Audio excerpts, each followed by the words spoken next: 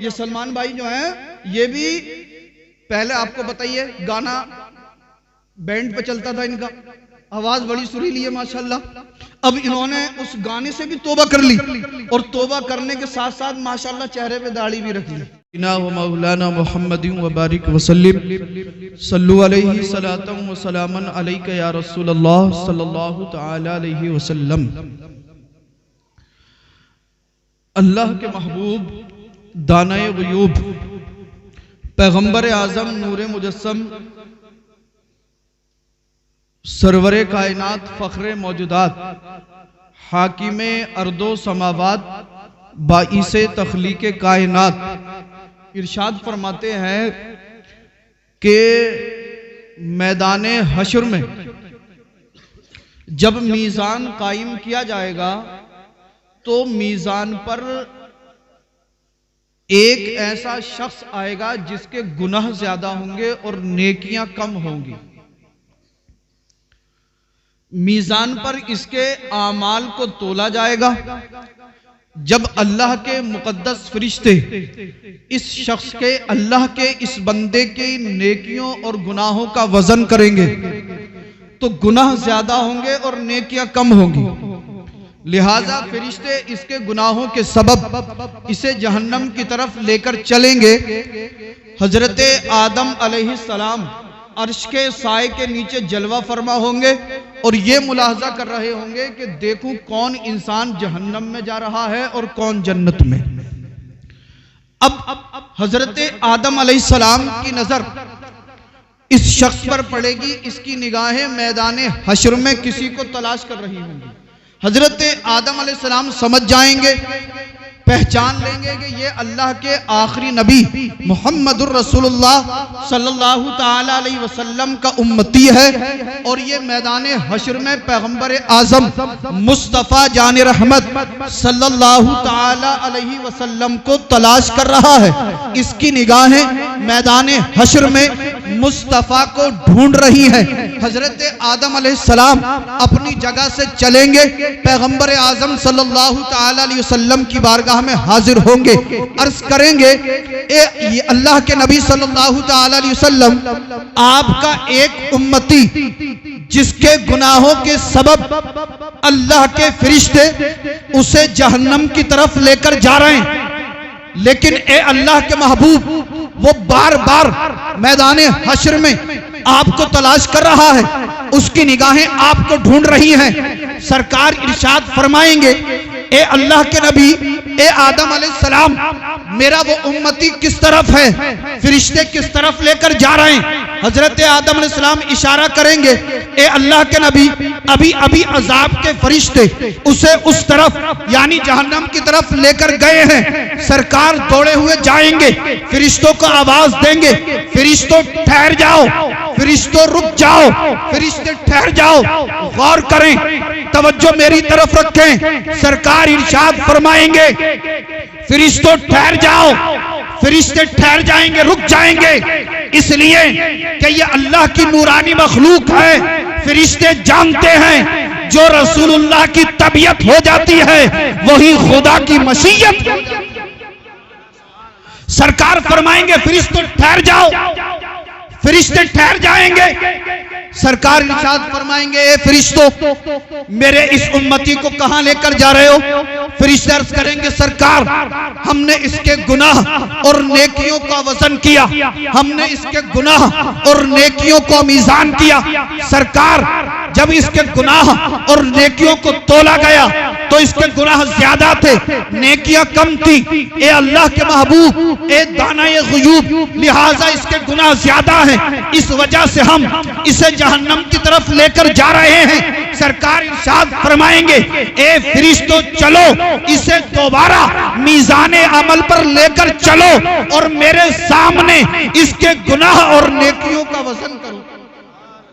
यार अब तो मचल कर कह दो सुभान अल्लाह। सरकार इरशाद फरमाएंगे, ए फरिश्तों चलो दोबारा मीज़ान अमल पर चलो, इसके गुनाह और नेकियों का वजन मेरे सामने करो। फरिश्तों को हिम्मत और मजाल ना होगी, रब के महबूब का हुक्म पाएंगे, इस शख्स को लेकर मीज़ान अमल पर आएंगे। अब जब सरकार हुक्म देंगे मेरे इस उम्मती के गुनाह और नेकियों को तोला जाए, फरिश्ते जब मीज़ान अमल पर दोबारा इसके अमाल को तोलेंगे तो फिर गुनाह ज्यादा होंगे, नेकियां कम होंगी। अब अज़हान को मेरी तरफ हाजिर करें। सरकार हुक्म देंगे फरिश्तों को, इसके गुनाह और नेकियों का वजन दोबारा किया जाए।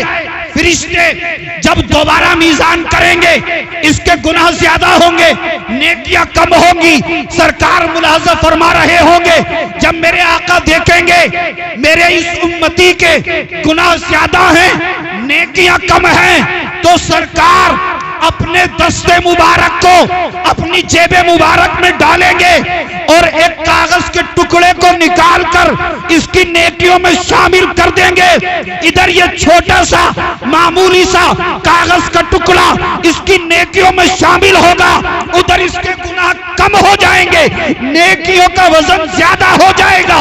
मैदान हश्र में शोर बरपा होगा, कामयाब हो गया, बच गया, जहन्नमी से जन्नती हो गया। ये कहेगा, ए अहले महशर सुनो, बचा नहीं हूं, मुझे तो मेरे आका ने। नारे तकबीर, नारे रिसालत, नारे हैदरी, नारे हैदरी। फैज़ान औलिया इकराम मसलके आला हजरत सैयद रिजवान मियां साहब किबला, नारे तकबीर, नारे रिसालत।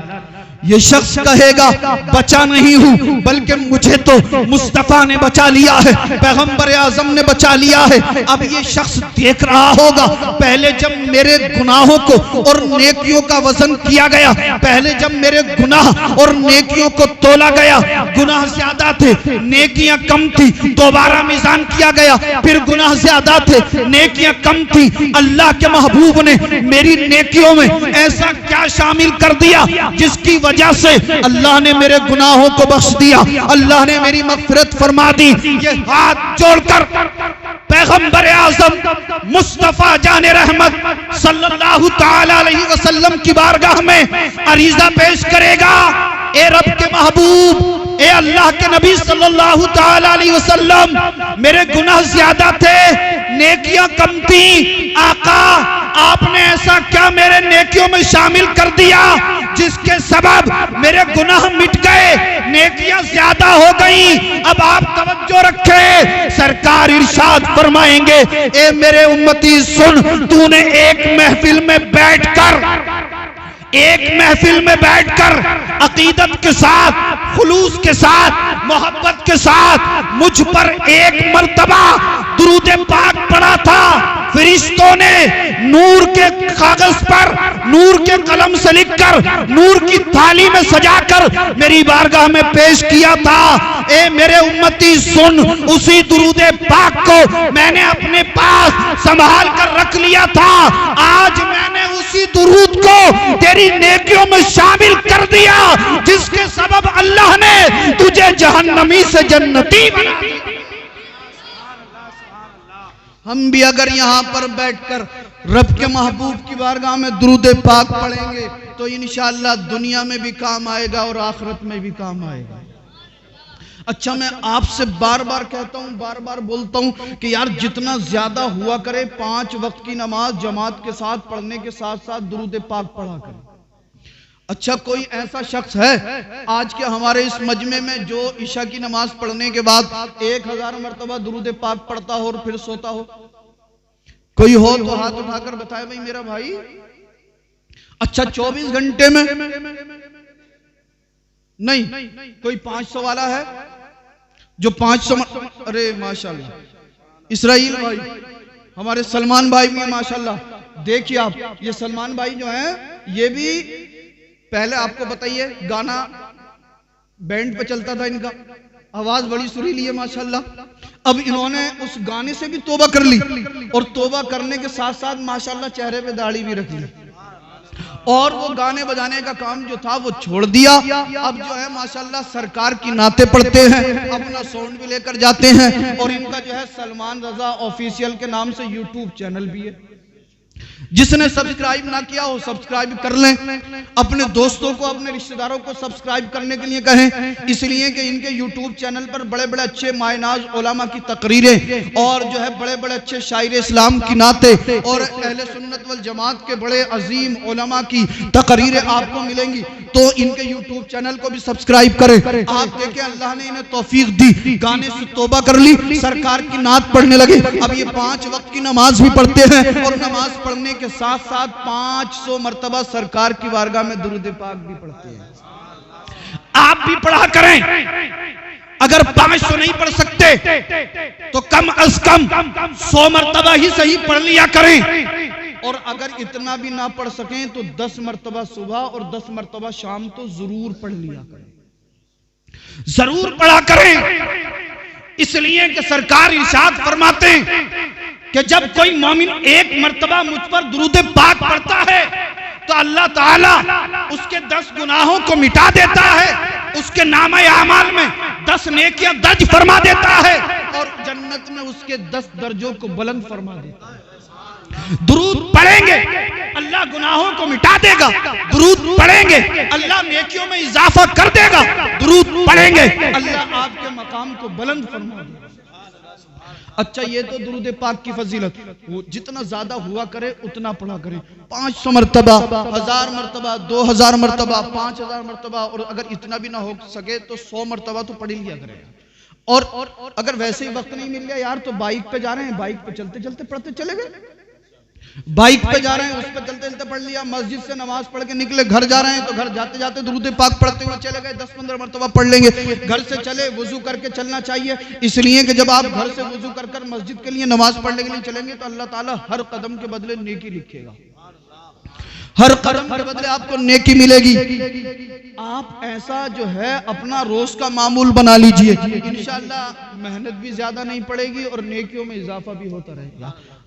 हम देखें, हम जिनके लिए यहाँ पर आए हैं, जिनकी आज ये महफिल सजाई गई है, कौन वो ख्वाजा हिंदुस्तान, अल्हम्दुलिल्लाह जिनका सदका पूरा हिंदुस्तान खाता है, वो कौन ख्वाजा गरीब नवाज हैं। अगर आप उनकी इबादत को देखेंगे, उनके मुजाहदे को देखेंगे, आप उनके मुजाहदे, उनके क़याम, उनके रुकू और उनके सजदा करने के अंदाज को सुनेंगे तो मुताज्जिब हो जाएंगे। ये ख्वाजा गरीब नवाज, ये ख्वाजा मुईनुद्दीन चिश्ती, जब इन्होंने मदरसे से इल्म हदीस हासिल कर लिया, जब इन्होंने इल्म नहव और इल्म सर्फ मदरसे से हासिल कर लिया, जब ये मदरसे से मुकम्मल तालीम हासिल कर चुके तो अब ये एक कामिल पीर की तलाश में निकले कि मुझे कोई कामिल पीर मिले और मैं उनकी बारगाह में जाकर मुरीद हो जाऊं। एक बुजुर्ग की बारगाह में पहुंचे, अल्लाह के वली थे, कहा हुजूर मुझे मुरीद कर लीजिए। उन्होंने कहा कि ए मुईनुद्दीन चिश्ती तुम किसी और के हिस्से में हो? कहा हुजूर किसके हिस्से में हूं? कहा ख्वाजा उस्मान हारूनी की बारगाह में चले जाओ, वो आपको मुरीद करेंगे।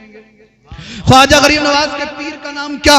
ख्वाजा उस्मान हारूनी। ख्वाजा गरीब नवाज फरमाते हैं मैं ख्वाजा उस्मान हारूनी की बारगाह में हाजिर हुआ, कहा हुजूर आपकी बारगाह में आया हूं, इल्मे हदीस, इल्मे तफसीर मैं मदरसे से हासिल कर चुका हूं, अब मुझे शेख कामिल की तलाश है, लिहाजा आप जो है मुझे बैत कर लें, मुझे मुरीद कर लें। ख्वाजा उस्मान हारूनी मुस्कुराए और मुस्कुराने के बाद अल मुख्तसर ये कि आपको मुरीद कर लिया और मुरीद करने के बाद एक कमरा दे दिया, एक रूम दे दिया, एक हुजरा अता कर दिया और कहा कि ए मुईनुद्दीन इस हुजरे के अंदर जाकर अल्लाह की इबादत करो, क़याम करो, रुकू करो, सजदा करो, जिक्र करो, कुरान की तिलावत करो। ख्वाजा मुईनुद्दीन चिश्ती 1 महीने तक इस रूम के अंदर, इस कमरे के अंदर, इस हुजरे के अंदर मुजाहदा करते रहे। 1 महीने के बाद जब कमरे से बाहर आए, आपके पीर मुर्शिद बरहक ख्वाजा उस्मान हारूनी ने फरमाया ए मुईनुद्दीन कहां तक पहुंचे? अर्ज करते हैं हुजूर 7 जमीनों के अंदर जो कुछ है, 7 जमीनों के अंदर जो कुछ अल्लाह की मखलूक है, ए मेरे पीरो मुर्शिद 7 जमीन के तबकात मैं इस तरह देख रहा हूं जैसे अपने हाथ की हथेली देख रहा हूं। आपके पीरो मुर्शिद ने कहा, ए मोइनुद्दीन, अभी हम तुम्हें जहां तक पहुंचाना चाहते हैं वहां तक नहीं पहुंचे हो। आप मुलाहजा करें, आप फरमाते हैं कि सातों जमीनों के जो तबकात हैं और उसके अंदर जो अल्लाह की मखलूक है, मैं उसे इस तरह से मुलाहजा कर रहा हूं जैसे अपने हाथ की हथेली को देख रहा हूं। अल्लाह अकबर। आपके पीरो मुर्शिद ने कहा, ख्वाजा उस्मान हारूनी ने कहा कि ए बेटा मोइनुद्दीन, अभी हम तुम्हें जहां तक पहुंचाना चाहते हैं वहां तक नहीं पहुंचे हो। कहा, हुजूर अब क्या करूं? कहा, फिर रूम के अंदर जाओ, फिर हुजरे के अंदर जाओ, फिर आप जो है कमरे के अंदर जाओ, 1 महीने तक मुजाहदा करते रहो। ख्वाजा मोइनुद्दीन चिश्ती 1 महीने तक फिर उस कमरे के अंदर मुजाहदा करते रहे। 1 महीने के बाद जब दोबारा हुजरे से वापस आए, आपके पीरो मुर्शिद ने कहा, ख्वाजा उस्मान हारूनी ने फरमाया कि मोइनुद्दीन अब कहां तक पहुंचे? कहते हैं हुजूर, सातों जमीनों के अंदर जो कुछ है और इसके साथ साथ सातों आसमानों के अंदर जो कुछ है, मैं उस सबको देख रहा हूं। अल्लाह ने मुझे ये मकाम, ये मर्तबा, ये अजमत, ये करामत, ये विलायत दे दी है कि मैं सातों जमीन के तबकात और सातों आसमानों के तबकात को एक साथ मुलाहजा कर रहा हूं। आपके पीरो मुर्शिद ने फरमाया कि ए मोइनुद्दीन, अभी हम तुम्हें जहां तक पहुंचाना चाहते हैं वहां तक नहीं पहुंचे। कहा, हुजूर अब क्या करूं? कहा, फिर हुजरे के अंदर चले जाओ, फिर कमरे के अंदर चले जाओ। ख्वाजा मोइनुद्दीन फरमाते हैं कि मैं फिर उस कमरे के अंदर 1 महीने तक मुजाहदा करता रहा। 1 महीने तक फिर उस कमरे के अंदर इबादत पर इबादत, रुकू पर रुकू, कयाम पर कयाम, सजदों पर सजदे, तिलावत पर तिलावत, अल्लाह की सदाएं, अल्लाह समद कबीर। आप फरमाते हैं कि मैं फिर 1 महीने तक मुसलसल उस कमरे के अंदर मुजाहदा करता रहा। 1 महीने के बाद जब फिर हुजरे से वापस निकले, फिर ख्वाजा उस्मान हारूनी ने फरमाया, ए मोइनुद्दीन, अब कहां तक पहुंचे? कहते हैं हुजूर, सातों जमीन के तबकात, सातों आसमान के तबकात, लोहे महफूज, अर्शो कुर्सी, और मैं जो है अर्शे मुअल्ला तक देख रहा हूं। अर्शे मुअल्ला तक देख रहा हूं। अर्शे मुअल्ला तक जो भी खुदा की खुदाई है सब अल्लाह ने मेरी नजरों के सामने आया फरमा दी है। आपके पीरो मुर्शिद ने कहा कि ए मोइनुद्दीन, अभी हम तुम्हें जहां तक पहुंचाना चाहते हैं तुम वहां तक नहीं पहुंचे। और अगर आज कोई ओबरी का ही जान लेना तो फूल के टप्पू हो जाओ कि मुझसे बड़ा वली अब इलाके में कोई नहीं होगा, मुझसे बड़ा कुतुब कोई नहीं होगा, माज़ल्लाहि रब्बिल आलमीन। बहरहाल मैं उस तरफ आऊंगा, लेकिन आप मुलाहजा फरमाएं, ख्वाजा उस्मान हारूनी ने फरमाया कि ए बेटा मोइनुद्दीन, फिर कमरे के अंदर जाओ, फिर अल्लाह की इबादत करो। ख्वाजा मोइनुद्दीन चिश्ती फरमाते कि फिर मैं 1 महीने तक उसी कमरे के अंदर मुजाहदा करता रहा। 1 महीने के बाद जब वापस कमरे से पलट कर आए, आपके पीरो मुर्शिद ख्वाजा उस्मान हारूनी ने फरमाया कि ए मोइनुद्दीन, अब कहां तक पहुंचे? कहते हैं हुजूर, सातों जमीनें देख रहा हूं, सातों आसमान के तबकात देख रहा हूं, अर्शे मुअल्ला तक देख रहा हूं, और हुजूर अर्शे मुअल्ला से आगे अब मैं रब की तजल्लियों को देख रहा हूं। आपके पीर खुश हुए और फरमाया कि मोइनुद्दीन, हम तुम्हें जहां तक पहुंचाना चाहते थे अब तुम वहां तक पहुंच चुके हो। नारे तकबीर, नारे रिसालत, नारे हैदरी, नारे हैदरी। ख्वाजा का हिंदुस्तान, ख्वाजा का हिंदुस्तान, सैयद रिजवान मियां साहब किबला। नारे तकबीर, नारे रिसालत। कहा, हम तुम्हें जहां तक पहुंचाना चाहते थे वहां तक आप पहुंच चुके हो। अल्लाह अकबर। उसके बाद आप पीर की खिदमत करते रहे, पीरो मुर्शिद के हुक्म से आप दीन का काम करते रहे। फिर एक वक्त वो आया जब ख्वाजा उस्मान हारूनी ने फरमाया कि ए बेटे मोइनुद्दीन, अब तुम जो है मक्का शरीफ जाओ, अल्लाह के मुकद्दस घर काबा का हज करो। हज करने के बाद सरकार के रोजे अनवर पर हाजिर होना और वहां पर इल्तिजा पेश करना। उसके बाद सरकार की बारगाह से जहां का इशारा मिले वहीं चले जाना। जहां से सरकार इजाजत दें, वहीं पर जाकर दीन का काम करना। ख्वाजा मुईनुद्दीन चिश्ती फरमाते हैं, मुझे पीर की तरफ से हुक्म मिला, मैं जो था मक्का शरीफ आया, मैंने हज अदा किया। हज करने के बाद सरकार की बारगाह में हाजिर हुआ। सरकार की बारगाह में जब हाजिर हुआ, आप फरमाते हैं कि मुझ पर एक अजीब कैफियत तारी हो गई। ज़ारो कतार रोता रहा, रोता रहा, रोता रहा। सरकार की बारगाह में दुरूद पाक पढ़ रहे हैं, रोते जा रहे हैं, रोते जा रहे हैं। आप फरमाते हैं, रोते रोते मुझे थोड़ी सी नींद आ गई। जैसे ही नींद आई, ख्वाब में सरकार तशरीफ ले आए और सरकार इरशाद फरमाते हैं, ए मुईनुद्दीन चिश्ती, तुम रोते क्यों हो? तुम्हें तो अल्लाह और उसके रसूल ने पसंद फरमा लिया है। ए मोइनुद्दीन, तुम्हारे लिए खुशखबरी है, तुम्हारे लिए बशारत है, तुम अल्लाह और उसके रसूल की बारगाह में मकबूल हो चुके हो। ए मोइनुद्दीन, जाओ यहाँ से हिंदुस्तान चले जाओ। और मोइनुद्दीन चिश्ती फरमाते हैं कि सरकार ने मुझे मदीनातुल मुनव्वरा की सरजमीन से हिंदुस्तान का तमाम नक्शा दिखा दिया। फरमाया है मोइनुद्दीन, इस रास्ते से जाना है, वहां पर वो मिलेगा, वहां पर वो मिलेगा। फिर एक जगह आएगी जिसका नाम अजमेर शरीफ है, और ए मोइनुद्दीन, अजमेर शरीफ में ही तुम्हारा कयाम होगा। ख्वाजा मोइनुद्दीन चिश्ती फरमाते हैं, मैं सरकार की बारगाह में कुछ दिनों तक हाजिर रहा। उसके बाद जो था वहां पर सलाम पड़ा, और सरकार की बारगाह में विदाई सलाम करने के बाद मैं जो था हिंदुस्तान के सफर पर निकल पड़ा। आप फरमाते, मैं था और ख्वाजा गरीब नवाज के साथ कितने मुसलमान हो रहे थे, जरा आप बताना मुझे। हाँ, कितने? 40। ख्वाजा गरीब नवाज के साथ आपके मुरीदीन, मुहिब्बीन, मुतकीदीन तकरीबन 40 मुसलमान ख्वाजा गरीब नवाज के साथ हिंदुस्तान की सरजमीन पर आए। ख्वाजा गरीब नवाज, बहुत मुख्तसर से जुमलों में बता दूं, जब अजमेर की सरजमीन पर पहुंचे और आपने वहां अजमेर की सरजमीन पर अल्लाह की इबादत की,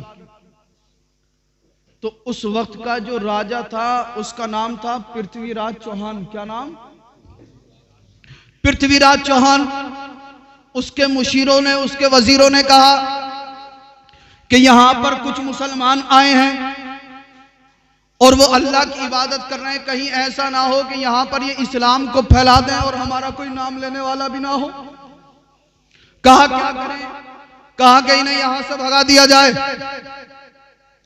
ख्वाजा गरीब नवाज को माज़ल्लाहि रब्बिल आलमीन अजमेर की धरती से निकालने की कोशिशें की गई।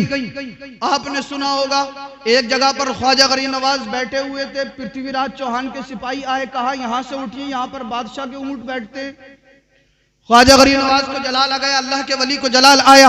आपने कहा ठीक है, फिर यहाँ पर ऊंट ही बैठेंगे। आपकी ज़बान अक़दस से ये जुमला निकला, आप वहां से आगे बढ़ गए। अब कुछ देर के बाद जब बादशाह के सिपाहियों ने ऊंटों को उठाना चाहा तो ऊंट नहीं उठते, उन्हें जमीन ने चिपका लिया। इन सिपाहियों ने राजा की बारगाह में जाकर कहा, ए राजा, वो जो फकीर बाबा यहाँ पर आया है, वो जो मुसलमान यहाँ पर आया है, उसके साथ 40 मुसलमान हैं, उसे हमने उठाया, वहां पर हमारे ऊंट बैठे, और जब से ऊंट बैठे हैं वो उठ ही नहीं रहे। राजा समझ गया ये कोई आम मोमिन नहीं बल्कि अल्लाह का मखसूस बंदा मालूम होता है। पृथ्वीराज चौहान ने भांप लिया, अपने सिपाहियों से कहा, जाओ जाकर उनसे माफी मांगो और कहना आज के बाद हम तुम्हें तंग नहीं करेंगे, जहां आप चाहो बैठ सकते हो, जहां आप चाहो नमाज पढ़ सकते हो, जहां आप चाहो कुरान की तिलावत कर सकते हो, मगर हमें माफ फरमा दीजिए ताकि ये ऊंट अपनी जगह से उठ सके। सिपाही आए, कहा कि राजा माफी चाहता है। ख्वाजा गरीब नवाज मुस्कुराए, इसलिए कि अल्लाह के जो वली होते हैं वो अल्लाह की मखलूक से बेपनाह मोहब्बत करते हैं। कहा सताओगे तो नहीं? कहा आपको नहीं, आज के बाद हम किसी को नहीं सताएंगे, किसी को परेशान नहीं करेंगे। ख्वाजा ने इशारा किया, जमीन ने ऊंटों को छोड़ दिया, ऊंट उठकर खड़े हो गए। अब ख्वाजा की करामतें जो थी वो अजमेर की धरती पर गूंजने लगी। लोग जो थे वो ख्वाजा की करामतों का अजमेर में चर्चा करने लगे। अब ये बात जो थी राजा के महल तक पहुंची। राजा जो था वो सोचने लगा कहीं ऐसा ना हो मेरी बादशाहत और मेरी जो हुकूमत है ये खतरे में पड़ जाए। उसने अपने वजीरों से मशवरा किया और कहा कि अब क्या किया जाए भाई, इन मुसलमानों को यहाँ से कैसे भगाया जाए।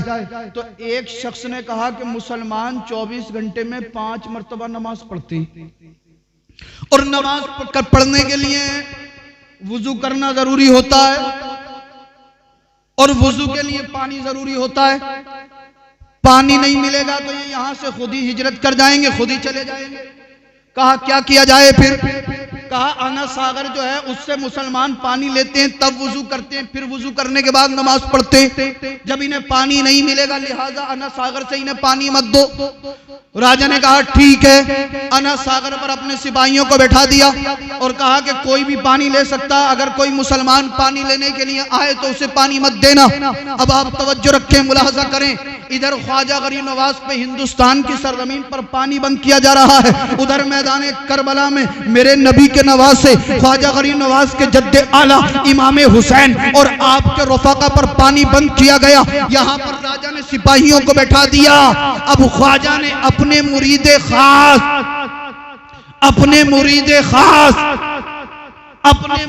खास जिनका मजार दिल्ली की सरजमीन पर है, जिनका नाम है ख्वाजा कुतुबुद्दीन बख्तियार काकी रहमतुल्लाह अलैह को भेजा और कहा कि ए कुतुबुद्दीन पानी लेकर आओ, हम वुजू करेंगे, वुजू करने के बाद अल्लाह की इबादत करेंगे। कुतुबुद्दीन कहते हैं मैं अना सागर से पानी लेने आया, राजा के सिपाही वहां पर खड़े हुए थे। कहा तुम मुसलमान हो, दाढ़ी टोपी वाले हो, आपको पानी नहीं मिलेगा, आपको पानी नहीं दिया जाएगा। कुतुबुद्दीन ने पानी लेने की कोशिश की, सिपाहियों ने सख्ती से मना कर दिया। कुतुबुद्दीन पलटकर वापस आए और ख्वाजा की बारगाह में हाथ जोड़कर अर्ज करने लगे हुजूर, वहां पर राजा के सिपाही हैं, तालाब पर सिपाहियों का पहरा है। सिपाही कहते हैं कोई भी पानी ले सकता है मगर मुसलमानों को इस तालाब से पानी नहीं मिलेगा। ख्वाजा मुस्कुराए और फरमाया कि ये बादशाह ये समझता है कि मुसलमान को अगर ये पानी नहीं देगा तो पानी नहीं मिलेगा। अरे मुसलमान किसी राजा या बादशाह से नहीं डरता है, मुसलमान तो सिर्फ अपने परवरदिगार। इधर ख्वाजा पर पानी बंद, उधर अजमेर की धरती पर अल्लाह अकबर मेरे हुसैन पर पानी बंद कर दिया था। कुछ बदबख्त ये कहते हैं हुसैन को मैदान करबला में पानी नहीं मिला, हुसैन मैदान करबला में प्यासे रह गए। हजरात गौर करें, यहाँ पर हुसैन नहीं, हुसैन के गुलामों के गुलाम मोइनुद्दीन चिश्ती को जलाल आ गया। फरमाया अपने मुरीद से, ए कुतुबुद्दीन अना सागर के करीब जा, प्याले को हाथ में रखना और कहना ए पानी तुझे ख्वाजा ने बुलाया है, ए पानी तुझे ख्वाजा ने बुलाया है। ख्वाजा दुनिया वालों को बता रहे कि हुसैन का मकाम तो बहुत आला है। अरे जब हुसैन के बेटे मोइनुद्दीन की ताकत और पावर का आलम यह है तो फिर मेरे हुसैन की शान का आलम क्या? नारे तकबीर, नारे रिसालत, नारे हैदरी, नारे हैदरी। ख्वाजा का हिंदुस्तान, ख्वाजा का हिंदुस्तान। सैयद रिजवान मियां साहिब किबला, नारे तकबीर, नारे रिसालत। फरमाया कुतुबुद्दीन उनसे मत कहना, उनसे कहने की जरूरत नहीं है। जा अना सागर के करीब जाना, जाकर खड़े हो जाना, अपनी हथेली पर प्याले को रखना और कहना ए पानी तुझे पैगंबर आजम के गुलाम मुस्तफा के गुलाम हुसैन के बेटे मोइनुद्दीन ने बुलाया है। इतना कहना, फिर तू कमाल देखना। कुतुबुद्दीन फरमाते हैं मैं अना सागर तालाब के करीब आया, खड़ा हो गया और कहा ए पानी तुझे ख्वाजा हिंदुस्तान मोइनुद्दीन चिश्ती ने बुलाया है। इतना कहना था, तालाब का तमाम पानी ख्वाजा के छोटे से कासे में समा गया। और यहीं तक नहीं, मुअर्रिखीन ने तारीख के अंदर लिखा है सिर्फ अना सागर तालाब का पानी नहीं, बल्कि अजमेर के अंदर जितने भी तालाब थे और अगर किसी के घर में पानी रखा हुआ था वो सब का सब पानी ख्वाजा के कासे में सिमट आया था। आज लोग ये सोच रहे हैं कि हम मुसलमानों को हिंदुस्तान से भगा देंगे, लोग ये सोच रहे हैं कि हम मुसलमानों को दबा देंगे। मैंने कहा भाई ये उसी ख्वाजा का हिंदुस्तान है। जब मुसलमानों को दबाने की कोशिश की गई तो अल्लाह का एक वली ख्वाजा मुईनुद्दीन चिश्ती मैदान में आया और पूरे अजमेर के पानी को अपने कासे में बुला लिया। इंशाअल्लाह अगर फिर जरूरत पड़ेगी तो हिंदुस्तान की धरती से फिर कोई ख्वाजा का गुलाम निकलेगा और ख्वाजा की सुन्नत को जिंदा करेगा और दुनिया वालों को दिखा देगा कि जब तक दुनिया रहेगी तब तक इस्लाम और मुसलमान। कहा ए पानी ख्वाजा ने बुलाया है। पानी जो था कासे में आ गया, सिर्फ तालाब का नहीं बल्कि पूरी अजमेर के अंदर जहां कहीं भी पानी था वो सब ख्वाजा के कासे में। अब लाकर जो था वो कासा कुतुबुद्दीन ने मोइनुद्दीन चिश्ती अजमेरी संजरी रहमतुल्लाह अलैह की बारगाह में पेश कर दिया। हड़कंप मच गया कि अरे वो मुसलमानों के जो पीर साहब हैं उन्होंने पूरी अजमेर के पानी को जो है अपने कासे में बुला लिया। अब जब पानी नहीं मिला तो लोग तड़पने लगे। राजा परेशान कि यार हमने तो ये सोचा था इन्हें पानी नहीं मिलेगा, ये अजमेर छोड़कर चले जाएंगे, मगर ये तो उल्टी पड़ गई। अब राजा ने अपने मुशीरों से मशवरा किया, कहा क्या करें? बोले एक काम करते हैं, बस माफी मांगने के अलावा कोई दूसरा चारा नहीं है, वरना पानी नहीं मिलेगा तो कहां से लाओगे, और जब पानी नहीं होगा तो इंसान का जिंदा रहना बहुत मुश्किल। राजा जो था ख्वाजा गरीब नवाज की बारगाह में हाजिर हुआ, कहने लगा हुजूर आज के बाद ये गुस्ताखी नहीं होगी। ख्वाजा ने फरमाया हम पानी तो वापस कर देंगे मगर हमारी एक शर्त है, आज के बाद किसी मुसलमान को पानी लेने से मना नहीं करोगे। कहा ठीक है हुजूर, आज के बाद हम पानी को मना नहीं करेंगे, पानी को मना नहीं करेंगे। ख्वाजा गरीब नवाज ने कुतुबुद्दीन बख्तियार काकी रहमतुल्लाह अलैह को हुक्म दिया, एक कुतुबुद्दीन जाओ और अब उस कांसे को वापस उस तालाब में पलट दो। कुतुबुद्दीन फरमाते हैं मैं ख्वाजा के कांसे को उठाकर लाया, अना सागर के करीब आकर उस कांसे को वापस तालाब में पलटा। इधर मैंने कांसे को तालाब में पलटा है, उधर जो पूरा तालाब था वो पानी से लबालब भर गया, पानी से लबालब भर गया। अरे ये वही ख्वाजा हिंदुस्तान है। जब ये मदीने की सरजमीन से चले थे, अजमेर आने से पहले रास्ते में एक जगह पड़ी तो क्या देखा, लंबी सी चुटिया है, एक पुजारी जी है और पीतल की गाय की पूजा कर रहे हैं। ख्वाजा ने फरमाया पुजारी जी क्या कर रहे हो? कहने लगे बाबा जी मौलाना साहब आप देख ही रहे मैं पूजा कर रहा हूँ। कहा कब से कर रहे हो? बोले तकरीबन 35 साल से मैं इस गाय की पूजा कर रहा हूँ, पीतल की गाय। ख्वाजा ने फरमाया कि पुजारी जी तुम 35 साल से इस गाय की पूजा कर रहे हो, क्या इसने दूध दिया? कहने लगे बाबा कैसी बातें करते हो, ये तो पीतल की गाय है, ये कैसे दूध दे सकती है? ख्वाजा ने फरमाया कि आज दूध देगी, आज दूध देगी। कहा कैसी बात करते हो, 35 साल से पूजा कर रहा हूं आज तक दूध नहीं दिया, आज कैसे दूध दे देगी? मगर अल्लाह के वली की जबान से जो जुमले निकलते हैं फौरन अल्लाह की बारगाह में मकबूल हो जाते हैं। मचल कर बोलो यार मैं आगे बढ़ता हूं। कहा आज दूध देगी, कहा नहीं हो सकता। ख्वाजा ने फरमाया अच्छा फिर बर्तन लेकर आओ। अब पुजारी जी आजमा रहे थे, जल्दी से एक बाल्टी ले आए। ख्वाजा गरीब नवाज ने उसकी पुष्ट पर हार रखा, अपने मुरीद को हुक्म दिया दूना शुरू करो। अल्लाहू अकबर। पुजारी जी हैरान रह गए। इधर कुतुबुद्दीन दूध दूने बैठे, ख्वाजा ने गाय की पुष्ट पर हाथ रखा, गाय ने दूध देना शुरू कर दिया, पूरा बर्तन दूध से भर गया। अब पुजारी जी हैरान हैं। ख्वाजा ने फरमाया पुजारी जी पियोगे? बाबा बोले ना बाबा मैं नहीं पीऊंगा, पता नहीं कैसा दूध है, पीतल की गाय का दूध है, आपने क्या कर दिया, मैं नहीं पी सकता, मैं इसके करीब नहीं जाऊंगा। ख्वाजा ने अपने मुरीदों को हुक्म दिया तो मुरीद तो इशारे की तलाश में थे। अल्लाहू अकबर। पीर का हुक्म पाते ही मुरीदों ने सारा दूध सुन्नत अदा कर दी। आज भी आपने देखा होगा पीर साहब आते हैं, पीर साहब अकेले होते हैं, साथ में 8-10 लोग होते ही हैं। पीर साहब तो एक खजूर उठाएंगे, इतने में मुरीद जो है वो दस्तरखान पे सुन्नत अदा कर देते हैं। मगर वो ख्वाजा के मुरीद थे, उसमें अल्लाह के वली थे। इस मिसाल को उन पर फिट मत करना माज़अल्लाह रब्बिल आलमीन। वो समझ रहे थे कि अल्लाह के वली के दस्ते मुबारक से इस गाय ने दूध दिया है तो यकीनन ये बरकत वाला होगा। ये समझकर उस दूध को पी लिया।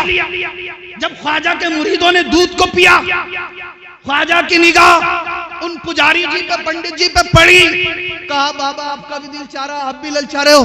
कहने लगा हुजूर अगर थोड़ा सा मिल जाए तो मैं भी टेस्ट लेकर देख लेता, जायका लेकर देख लेता कि पीतल की गाय का दूध कैसा होता है। ख्वाजा ने फरमाया ठीक है, दोबारा बर्तन लाओ। बर्तन लाया गया। फिर ख्वाजा ने उस गाय की पुष्ट पर हाथ रखा, कहा दूध लो। फिर दूना शुरू किया, बर्तन पुर हो गया। ख्वाजा ने फरमाया खुद भी पियो, अपने बच्चों को भी पिलाओ। अब इन्होंने जो था, पंडित जी ने दूध पिया, आपके बच्चों को दूध पिलाया। अल्लाहू अकबर, दूध का पीना था। अल्लाह की रहमत की मसीहत देखिए, पंडित जी ख्वाजा के कदमों में गिरे, बोले हुजूर जल्दी से कलमा पढ़ाइए और मुसलमान बनाइए। ख्वाजा ने फरमाया पंडित जी हमने तो कलमा पढ़ने को नहीं कहा, हमने तो इस्लाम कबूल करने को नहीं कहा, हमने तो मुसलमान होने के लिए नहीं कहा। कहा हुजूर अब कहने की जरूरत नहीं है, मैं समझ गया। जब हिंदुस्तान की सरजमीन पर मोइनुद्दीन की करामत का ये आलम है तो फिर मदीने में मुस्तफा के मौजे का आलम क्या। कहा हुजूर कहने की जरूरत नहीं है, मैं समझ गया हूँ आप सच्चे हैं, आपका कुरान सच्चा है, आपका मजहब सच्चा है, आपके नबी सच्चे हैं। जल्दी से हाथ बढ़ाइए, कलमा पढ़ाइए, मुसलमान बनाइए। मुसलमान। अब ख्वाजा हिंदुस्तान जो थे अजमेर की सरजमीन पर रहते थे। तकरीबन 90 लाख गैर मुस्लिमों को ख्वाजा गरीब नवाज ने कलमा पढ़ाकर मुसलमान बना दिया। कितने? 90 लाख गैर मुस्लिमों को कलमा पढ़ाकर मुसलमान बना दिया। अच्छा मैंने और आपने कितने लोगों को बनाया भैया बताइए जरा। आप में से किसी ने बनाया? किसी कलमा पढ़ाया? हाँ, और फिर भी ये समझ रहे हैं जन्नत हमारी और हमारे बाप की।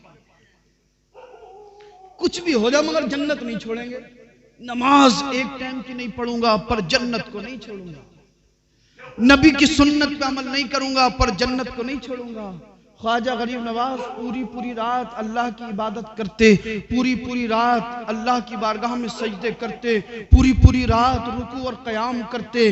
तब अल्लाह ने आपको ये मकाम, ये मर्तबा अता फरमाया कि जिस गली से गुजरते थे इस्लाम के परचम को बुलंद कर देते। लोग ख्वाजा की बारगाह में आते, आपके चेहरे मुबारक को देखते, कदमों में गिर जाते, कलमा पढ़कर मुसलमान हो जाते। एक आज हम हैं ना नमाजों के करीब हैं, ना चेहरे पर दाढ़ी रखने के लिए तैयार हैं, और तो और दिन में हजारों झूठ बोलते हैं, दूसरे मुसलमानों की चुगलियां करते हैं, आपस में एक दूसरे की बुराई करते हैं। पड़ोसी की पड़ोसी बुराई कर रहा है, भाई की भाई बुराई कर रहा है, बाप बेटे में आपस में लड़ाई झगड़े फसाद। और आज हमारे नौजवानों की ये हालत कि अपने माँ बाप तक का अदब करने के लिए तैयार नहीं। अगर बेटा 10-15 हजार रुपए कमाने लगे तो माँ बाप को कुछ नहीं समझ रहा। और कुछ लोगों की हालत तो ओबरी में यह, दिल्ली में हजरत 6 महीने रुकेगा। अगर 6 महीने में इसने 40,000 कमाए ना, जब घर को आता तो 40,000 की अगर इसने कमाए तो 30,000 की शॉपिंग कर लेगा, 10,000 बचाए तो मुश्किल से बचाए। 6 महीने से मेहनत कर रहा था, दिल्ली से चला, बोले 8-10 जो है ब्रांडेड जींस की पैंटें भी होनी चाहिए थी, 2-4 शर्टें भी होनी चाहिए थी, 1-2 जोड़ी जूते भी होने चाहिए थे। मैंने कहा ये बेगैरत, कपड़े लेने ही थे तो थोड़े सस्ते कपड़े ले लेता, जरा अपने माँ और बाप का ख्याल रखता। वो बूढ़े माँ बाप जो आस लगाए हुए बैठे थे, हमारा बेटा दिल्ली गया है, काम करने गया है, पैसा कमा कर लाएगा, अपना मकान बनवाएंगे, पैसा कमा कर लाएगा, बेटी की शादी कर देंगे, पैसा कमा कर लाएगा, लेंटर डलवाएंगे। माँ बाप तरह तरह की आरज़ू लेकर घर में बैठे होते हैं। ये दिल्ली से आएगा, बाप कहेगा बेटा क्या कमाया? बोले तुम्हें पैसे से ही मोहब्बत है, मुझसे थोड़ी है। आने की देर ना हुई, पानी तक पिया नहीं है, ये पूछ रहे हैं क्या कमा के लाया? मैंने कहा ये बेवकूफ, तूने अपने बाप के मकाम और मर्तबे को समझे कहा है। दिल्ली से आता, आने के बाद जैसे घर में घुसा था घर वालों को सलाम करता, माँ के कदमों को चूमता, बाप के कदमों को चूमता, जो कुछ कमा के लाया था माँ बाप को दे देता, इधर तू माँ बाप की दुआएं लेता, अल्लाह तेरे कारोबार में तरक्की और बरकतें डाल देता। मगर नहीं, माँ बाप को सताती हैं, फिर कहती हैं सैयद साहब हम ख्वाजा गरीब नवाज के मज़ार पे गए थे, हमारी दुआ कबूल ही ना हुई। मैंने कहा हाँ, अम्मा को दिल में 400 गालियां बक रहा, तेरी दुआ कबूल होगी ख्वाजा के मज़ार पे जाने से। अम्मा कह दे कि बेटा रात को ज्यादा देर चौक में मत बैठिए, बोली तुझे पड़ी रहे, पूरे मोहल्ले के लड़के तो चौक में घूमते रहे। अम्मा कह दे कि ये फला लड़के के साथ मत रहिए, वो बियर पिए है। बोली तुझे पता बियर पिए, मेरे साथ रहे, मेरा दोस्त है। अच्छा कुछ तो ये कह रहे हैं, बोले हजरत सैयद साहब ये बियर कोई शराब थोड़ी है। मैंने कहा हाँ तू हमें पढ़ागा। 19 साल हम मदरसे में पढ़ के आए, माकुलात और मनकुलात की जितनी भी किताबें इन उलमा ने हमें पढ़ाई, हम मदरसे में बच्चों को पढ़ाते हैं, ये हमसे कह रहा है ये शराब ना, ये तो जो है जूस है, जूस। मैंने कहा हाँ, तू जूस समझ के पी ले बेटे, जब तू कब्र में जाएगा तब तुझे पता चलेगा। मैं आपको बता दूं बियर के ताल्लुक से लोगों में गलत फहमियां बहुत मशहूर हैं। ये शैतान के हथगंडे हैं, शैतान बरगलाता है। शैतान कहता बियर पी ले तेरी बॉडी बन जाएगी, बियर पी ले जिस्म के अंदर जो कमजोरी होगी दूर हो जाएगी, बियर पी ले माज़अल्लाह तेरे चेहरे पे रौनक आ जाएगी। हरगिज़ नहीं आएगी। बियर पियोगे जिंदगी तबाह हो जाएगी, बियर पियोगे सेहत खराब हो जाएगी, बियर पियोगी अल्लाह की लानत बरसेगी। अभी भी वक्त है, अगर कोई शराब या बियर पीता हो तो अल्लाह की बारगाह में तौबा करे और ये अहद कर ले आज के बाद कभी नहीं पीऊंगा, इसलिए कि जिस पर अल्लाह का कुरान और मुस्तफा लानत भेजते हो ऐसे काम को करने वाला ना दुनिया में कामयाब हो सकता है ना आखिरत में कामयाब हो सकता है। अगर ख्वाजा से सच्ची मोहब्बत होगी तो इंशाअल्लाह अगर कोई नशा करता होगा तो नशा करना छोड़ देगा। मैंने देखा ओबरी के अंदर कितने नौजवान ऐसे हैं कि नशे की लत ने इनकी जिंदगी तबाह कर डाली। उनके घर वाले परेशान हैं, उनके माँ बाप परेशान हैं, उनके बीवी बच्चे परेशान हैं। मैंने कहा भाई तेरी जिंदगी भी क्या जिंदगी है, काश तू सच्चा और पक्का मोमिन होता, किसी अल्लाह वाले से तूने मोहब्बत की होती, अकीदत और मोहब्बत के साथ तू नमाजों को पढ़ पढ़ के अल्लाह के मुकद्दस कुरान की तिलावत कर रहा होता, तू भी खुश होता, तेरे माँ बाप भी खुश होते, और माँ बाप राजी हो जाते तो अल्लाह और उसका रसूल भी राजी हो जाता। अब ख्वाजा गरीब नवाज जो थे वो हिंदुस्तान की सरजमीन पर जब लोग कलमा पढ़कर मुसलमान होने लगे, तकरीबन 90 लाख गैर मुस्लिमों को ख्वाजा गरीब नवाज ने कलमा पढ़ाकर मुसलमान बना दिया। पृथ्वीराज चौहान ने एक मीटिंग बुलाई, कहा कि यार हिंदुस्तान की सरजमीन पे कुछ मुसलमान आए और उन मुसलमानों का जो लीडर है, उन मुसलमानों का जो रहनुमा है, जो इमाम है, जो पेशवा है, उनका नाम मोइनुद्दीन चिश्ती है और वो बड़े पावरफुल हैं, बड़े ताकतवर हैं, इनका हम मुकाबला नहीं कर सकते, अब क्या करें। तो एक ने कहा कि तूने जो जोगी जयपाल है जो अपने वक्त का बहुत बड़ा जादूगर था, वो तुझसे जब जितना पैसा मांगता, जो चीज मांगता तू उसे देता, आज तक उससे तेरा कोई काम तो पड़ा नहीं है, अब उसे बुला, वो इन मुसलमानों से मुकाबला करेगा। लोग खुश हो रहे थे कि राजा जो है वो जयपाल जादूगर को बुलाएगा और जयपाल जादूगर जो है वो मुसलमानों को सेकंडों में, मिनटों में अजमेर से हिंदुस्तान से भगा देगा। जयपाल आएगा और मुसलमानों को तबाह बर्बाद कर देगा माज़अल्लाह रब्बिल आलमीन। राजा ने कासिद को भेज दिया। पृथ्वीराज चौहान का पैगाम जो था जादूगर तक पहुंचा। जादूगर जल्दी से, राजा का हुक्म मिला तो राजा की बारगाह में हाजिर हो गया। कहा किस लिए बुलाया, कहा हमारे यहाँ पर कुछ मुसलमान आ गए। पानी बंद किया तो उन्होंने अपने कासे में तमाम तालाब के पानी को बुला लिया। पीतल की गाय पर हाथ रख दिया तो उसने दूध देना शुरू कर दिया। जिधर जाते हैं लोग कलमा पढ़कर मुसलमान हो रहे हैं। जयपाल ने कहा मुझे क्या करना है। राजा ने कहा कि तुझे इन मुसलमानों को हिंदुस्तान से भगाना है, हिंदुस्तान से खदेड़ना है। जयपाल बोला ये कितनी देर का काम है, ये तो मैं सेकंडों में कर दूंगा। लेकिन जयपाल जानता था अगर कोई अल्लाह का मखसूस बंदा हुआ तो मैं नहीं भगा सकता। लेकिन राजा का दिल समझाने के लिए बोला ठीक है मैं इस काम को कर दूंगा। अब जब ये दिल्ली से चला था तो एक नदी की रेत मुट्ठी में दबाकर ले गया और दिल में ये सोच रहा था कि राजा ने काफी बातें बताई थी कि पूरे तालाब और पूरी अजमेर का पानी इनके हुक्म से एक कांसे में समा गया था, पीतल की गाय ने दूध दे दिया था। तो जयपाल दिल ही दिल में सोच रहा था, अगर ऐसा किया है तो यकीनन कोई सच्चा आशिक रसूल है, कोई खुदा का नेक बंदा है। मुट्ठी में रेत दबाकर चला और सोचने लगा, आजमाने का तरीका यह सही है। मैं उसके पास जब पहुंचूंगा तो कहूंगा, अगर तुम अल्लाह के वली हो तो बताओ मेरी मुट्ठी में क्या है। अगर बता दिया तो मैं समझ जाऊंगा ये वली है, फिर मैं इनसे मुकाबला ना कर पाऊंगा। अब यहां पर हिंदुस्तान की सरजमीन से पैगंबर आजम के बेटे मोइनुद्दीन चिश्ती की बारगाह में जयपाल चला है, मुट्ठी में रेत दबाकर, और अकीदा यह है अगर बता दिया तो वली होगा और ना बताया तो सेकंडों में हिंदुस्तान से भगा दूंगा। जयपाल ख्वाजा की बारगाह में मुट्ठी में रेत दबाकर लाए। ऐसा ही मेरे सरकार की बारगाह में अबू जहल मुट्ठी में कंकर दबाकर लाया था। अरे बोलो यार मचल कर सुभान अल्लाह। अबू जहल सरकार की बारगाह में आया था, मुट्ठी में कंकर लाया, आकर बोला, अगर आप अल्लाह के नबी हो तो बताओ मेरी मुट्ठी में क्या है। सरकार ने फरमाया, मैं बताऊं या वो बताए जो तेरी मुट्ठी में है, मैं कौन हूं। अबू जहल बोला, बताओ, अगर आप अल्लाह के नबी, अल्लाह के रसूल, अल्लाह के पैगंबर हो तो अल्लाह ने आपको मौजज़ा दिया होगा, अल्लाह ने आपको इल्म गैब अता किया होगा। अगर आप नबी हो, अगर आप रसूल हो, अगर आप पैगंबर हो तो बताओ मेरी मुट्ठी में क्या है। सरकार ने कहा, मैं बताऊं या वो बताए जो तेरी मुट्ठी में है। अबू जहल बोला, यार मैंने सवाल किया था सीधा, रसूलुल्लाह ने कर दिया पेचीदा। मैंने सवाल किया सीधा, रसूलुल्लाह ने कर दिया पेचीदा।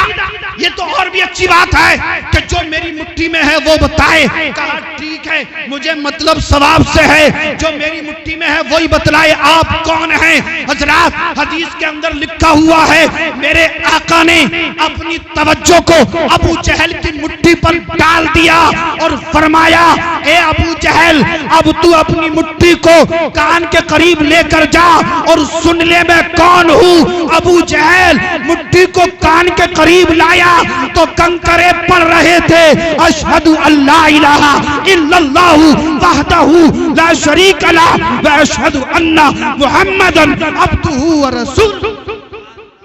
अबू जहल बौखला गया और बौखलाने के बाद बोला, मुट्ठी में मेरी, कलमा रसूल का, कब्जे में मेरी, तारीफ व तौसीफ रसूल की, कब्जे में मेरे, तराना रसूल का, शिकंजे में मेरे, नगमात रसूल के। बौखला कर कंकरों को पैगंबर आजम के कदमों में डाल दिया। कंकरों ने अपनी ज़बाने हाल से कहा था, ए अबू जहल, तेरा करोड़ा करोड़ एहसान है, लाया चाहे कहीं से भी था, डाल तो मुस्तफा के कदमों पे गया।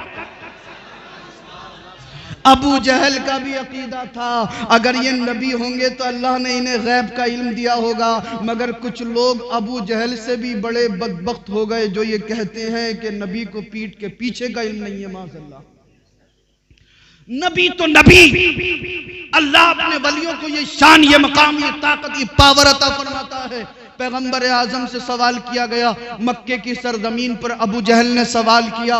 इधर ख्वाजा गरीब नवाज जब हिंदुस्तान में आए तो जयपाल ख्वाजा की बारगाह में पहुंचा, मुट्ठी में बंद, मुट्ठी में रेत थी। कहने लगा, अगर आप अल्लाह के वली हो, आप पक्के मोमिन हो तो बताओ मेरी मुट्ठी में क्या है। ख्वाजा ने फरमाया कि तेरी मुट्ठी में फला नदी की रेत है। तेरी मुट्ठी में फला नदी की रेत है। समझ गया कि अल्लाह के वली हैं।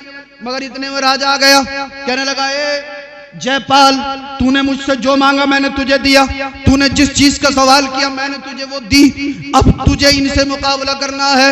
बहुत सारी भीड़ जमा हो गई, काफी लोग आ गए जो इस्लाम और मुसलमान के दुश्मन थे वो आ गए, और कुछ लोग वो